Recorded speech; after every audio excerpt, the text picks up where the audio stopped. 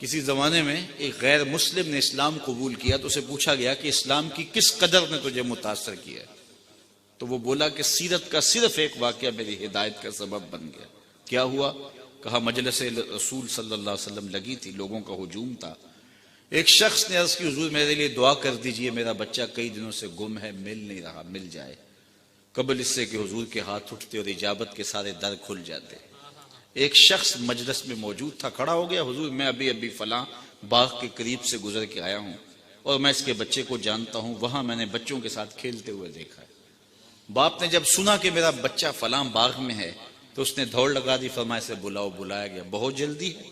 جی حضور آپ جانتے ہیں ایک باپ کے جذبات کیا ہوتے ہیں۔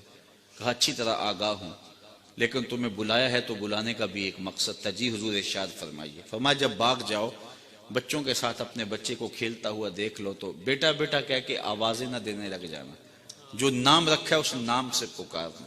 عرض کی حضور میرا بیٹا ہے، اگر میں بیٹا کہہ کے پکاروں گا تو حرج بھی کیا ہے؟ فرمایا تم کئی دنوں سے بچھڑے ہو، تمہارے لہجے میں بلا کا رس ہوگا اور تم نہیں جانتے، ہو سکتا ہے کھیلنے والوں میں کوئی یتیم بھی کھیل رہا ہو، اور جب تم اپنے بیٹے کو بیٹا کہہ کے پکارو گے، اتنا میٹھا لہجہ ہوگا تو اس کے دل پہ چوٹ لگے گی، کاش آج میرا باپ ہوتا تو مجھے بھی بیٹا کہہ کے پکار۔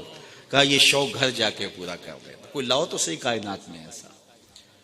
بیوہ کے سامنے اپنی بیوی سے پیار کرنے سے روکا گیا، یہ شریعت بیضا کا مزاج ہے۔ غریب کے سامنے اپنی دولت کی نمائش کرنے سے منع کیا گیا ہے، بلکہ میرے حضور نے یہاں تک فرمایا اپنے گوشت کی خوشبو سے غریب ہمسائے کو تکلیف نہ دو، یا تو تھوڑا سا پانی زیادہ ڈال لو اور شوربے کی ایک پیالی ہمسایوں کے گھر بھی بیچ دو، اور اگر ایسا نہیں کر سکتے تو ایسے زاویے میں کھانا پکاؤ کہ اس کے بچوں تک مہک نہ پہنچے۔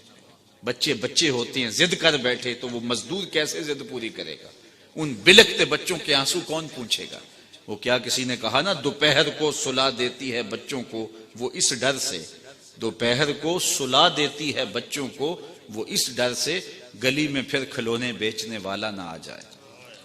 تو کہا حضور کی سیرت کے اس واقعہ نے کہ یتیم کے سامنے اپنے بچے سے بھی پیار نہیں کرنا اور اس کو بھی جو ہے وہ بیٹا کہہ کے آواز نہیں دینی، اس نے مجھے بتایا کہ کتنی نزاکت قلبیہ کا لحاظ رکھنے